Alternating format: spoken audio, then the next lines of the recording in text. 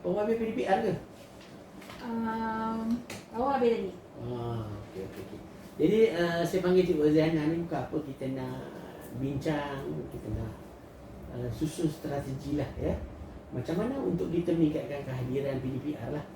Cikgu Zainal sebagai PKM, maknanya kita nak meningkatkan pengajaran dan pembelajaran di rumah itu, di Sekolah Kebangsaan Semenanjung itu, utamanya di kalangan semua murid semua murid sekolah kita ni sebagai PKM memang kena sangat lah ya.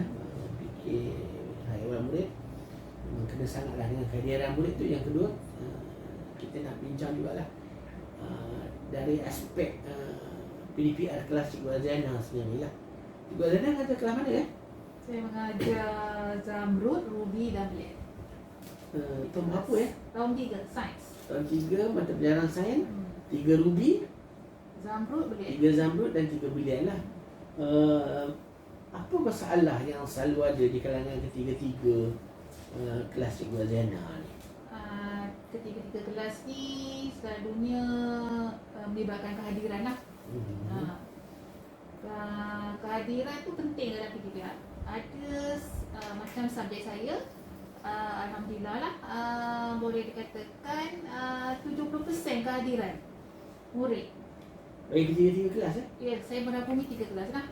Tapi bila sebab dalam WhatsApp group tu ada melibatkan semua guru kelas, jadi saya boleh tengok kehadiran murid yang involved dalam setiap mata pelajaran. Mungkin sikap murid tu tersendiri. Dia kalau tak suka, dia tak nak masuk lah kelas tu. Macam tu lah. Ada setengah subjek, contohnya macam matematik, kehadirannya tu agak sedikit menurun lah.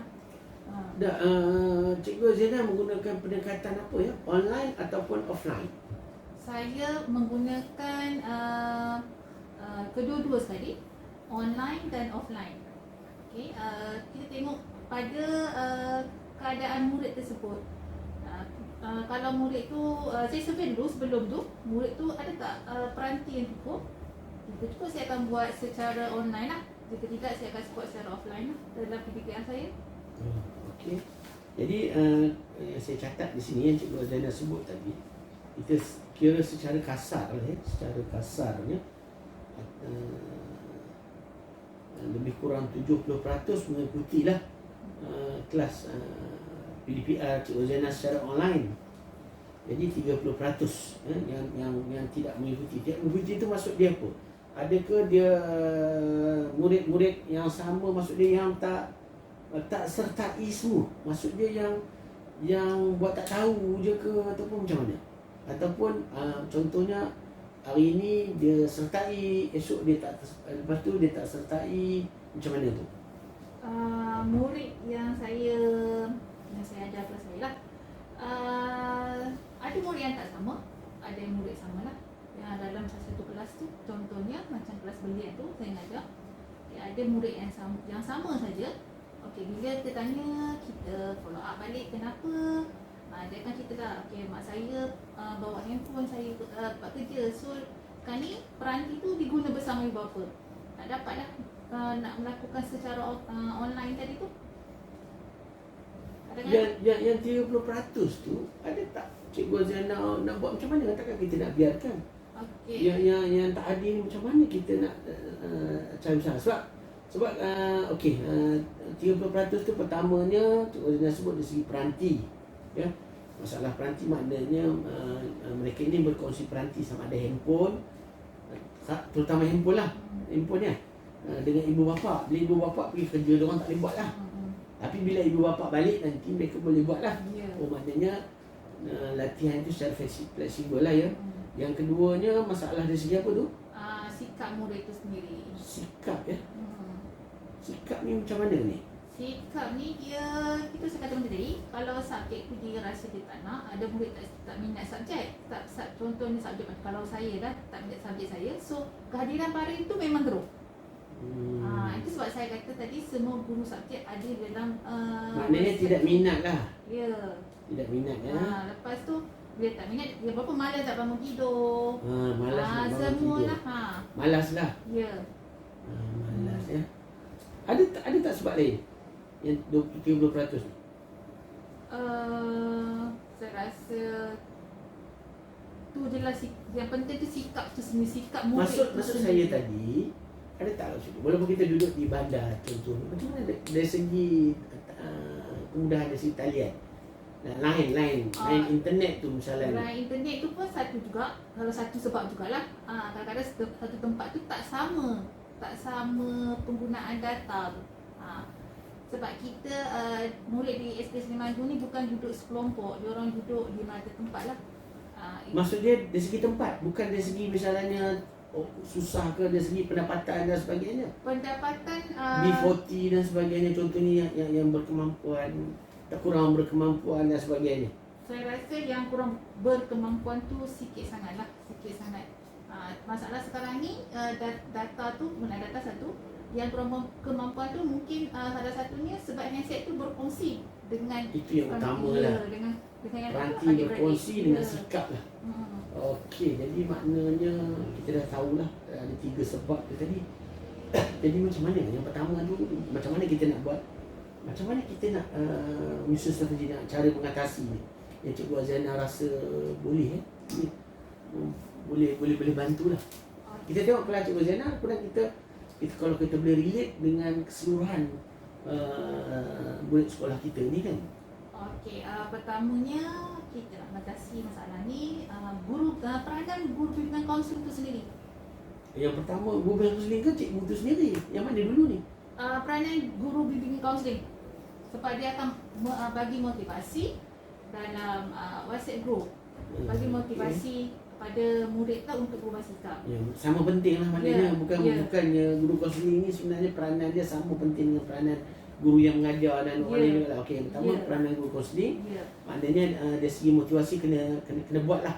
Ya. Yang keduanya Peranan guru kelas. okey, peranan guru kelas. Guru Okey. kelas dia pun boleh bagi motivasi dalam WhatsApp group tu. Dan dia mengingati murid supaya contohnya hari ini Mengingatkan murid. Ya. Okey. ada Saya subjek kurang dia lah, buat sikit ada subjek DN pukul berapa sampai pukul berapa, dan subjek seterusnya untuk hari tersebut.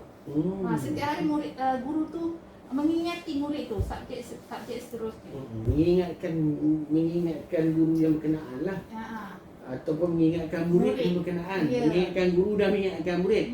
Jadi sebagai pentadbir saya rasa yang sebagai usaha lah, saya rasa maknanya saya minta Cikgu Aziana supaya kita sentiasalah, sama ada diri saya macam saya selalu buat tu, mengingatkan guru-guru berkaitan dengan jadual. Jadual tu kalau boleh, jadual itu kita mesti ikut dan kita patuhilah, senang supaya kita tidak bertembung. Kecuali kalau kata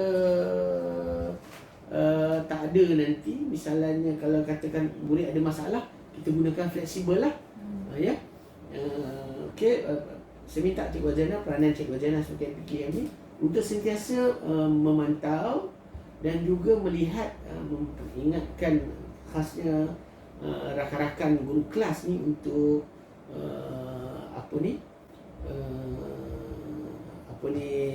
sentiasa mengingatkan murid dan guru di dalam grup masing-masing, ya. Okey. Ada cara nak bertanya kalau kata kita guna, kalau katalah 30% tak boleh PDPR secara online, kalau offline macam mana kita nak buat, ya? Kalau offline tu biasalah sebenarnya cikgu subjek akan hantar WhatsApp subjek lah, dia nak ajar apa hari tu. Jadi murid atau ibu bapa kena alert apa yang guru subjek tu hantar, dan bagilah bila balik kerja, bagilah kerja kepada murid supaya murid buat. Itu still online, maksud saya tadi offline. Offline Maksud dia dari segi modul, kita hantar kalau modul macam macam mana? modul tu untuk sekarang ni kita masih lagi dalam PKPD, so kita tak boleh buat lagi lah secara offsite. Lepas kalau dah habis PKPD, kita buat secara offsite lah, kita letak modul di Pondok Jaga. Betul, bagus. Kita nampak yang lepas tu yang kita letak modul, maknanya pihak sekolah saya akan cuba usahakan macam yang lepas.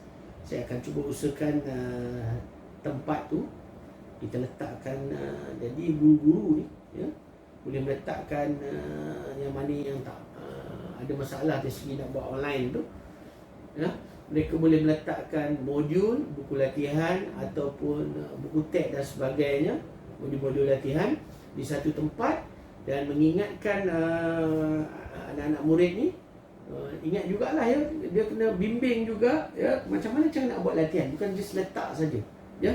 Saya harapkan Cikgu Zainal sebagai PKM pun kena tengok ya kaitan dengan hal yang demikian. Dan yang terakhir dia saya nak tanya kaitan dengan PBD, pentaksiran bilik darjah. Adakah Cikgu Aziana, contohnya kelas Cikgu Aziana ajar ni, Cikgu Aziana buat PBD bila akhir waktu PDPR tu? Okey, macam kelas saya menggunakan buku, modul, itulah PBD saya lah, saya guna untuk latihan. Sebenarnya untuk menarik kehadiran PDPR ni, guru subjek boleh membuat pelbagai modul. Contohnya macam buat kuis. Jadi maknanya kita mempelbagaikan berbagai kaedah PDPR, Maknanya untuk menarik minat murid. Untuk Cikgu Aziana pun sama, dan kita juga kena beritahulah kepada rakan-rakan guru-guru kita ni supaya mereka boleh mempelbagaikan yang boleh menarik minat murid. Tak semestinya sentiasa mengajar face to face contohnya, ataupun satu kaedah saja yang menjemukan murid. Buatlah misalnya ni ada video, ada lakonan, boleh petik ataupun ambil daripada sumber-sumber yang lain. Ada dari segi kahut ya, kuis ya, dan sebagainya untuk memperbanyakkan. Dan saya rasa PBD tu telah setiap kali yang terbaiknya kita mesti buat PBD setiap untuk kita menilai mengukur keupayaan murid ni setiap kali selepas PDPR itu berlangsung ya. Itu sajalah. Ada cadangan apa-apa daripada Cikgu Aziana misalnya? Cadangan lain? Kalau untuk meningkatkan kehadiran ni, saya berharap sangatlah guru kelas dah mempunyai peranan, sebab guru kelas ni dia yang ketua dalam WhatsApp kelas tu. Ya. Dia kena peranan mengingatkan murid, mengingatkan parent, mengingatkan guru subjek. Okey, bukannya maksudnya bukan mengingat tu berhari-hari, tak, maksudnya masuklah 2-3 hari mengingatkan supaya murid menghadiri PDPR. Kalau tak menghadiri PDPR pada itu, rugilah. Sebab kita ni bukannya bersemuka, kita ni secara dalam talian. Itu rugilah kalau murid tidak mengikutinya. Ya, betul. Okey. Bagus cadangan daripada Cikgu Zainal tadi ya. Jadi saya berharap sangatlah ya, maknanya PDPR ni berjalan dengan baik. Dan apa saja, macam kata Yang Berhormat Menteri Kanan Pendidikan kita, Dr. Razzie, cikgu boleh menggunakan apa saja medium yang mengikut keupayaan dan kemampuan murid itu sendiri dan cikgu itu sendiri. Apa saja yang penting, kita mesti melaksanakan PDPR ini secara online ke, secara offline ke, ataupun secara offsite contohnya ya. Dan kita kena tengok jugalah ya, dengan kekangan keadaan yang berlaku sekarang ni ya, sama ada kalau kita di PKPD, maksud dia kalau contohnya kalau kita meletakkan bahan ya secara offsite di pondok jaga, di pondok pengawal tu ya, ingatkan ibu bapa juga, mereka tak boleh datang berdua dalam satu kereta. Satu kereta mereka datang dan ambil bahan lah. Contohnya risiko-risiko itu juga kita mesti ingatkan juga. Dan ada juga di kalangan cikgu-cikgu kita ni yang bagus, dan mungkin kita boleh highlightkan kepada cikgu-cikgu kita ni ya, yang ada beberapa orang yang rajin yang pergi sendiri menghantar latihan ke rumah murid-murid Mesir. Tapi pada masa yang sama kita kena berhati-hati dan berjaga-jagalah ya, dari segi pematuhan SOP, penjarakan, pemakaian pelitup muka dan sebagainya lah, supaya pelajaran murid tidak ketinggalan. Pada masa yang sama kita kena pastikan kesihatan kita ni, kita COVID-19 ini, penyakit COVID-19 ini dapat kita bendung dan kita putuskan rangkaiannya ya. Jadi terima kasih pada Cikgu Aziana. Saya harapkan Cikgu Aziana akan terus berusaha meningkatkan kehadiran murid dan pencapaian murid ya, dan di kelas Cikgu Azana, dan juga sebagai tugas hakiki Cikgu Azana sebagai perikanan HAM dan saya sendiri sebagai guru besar.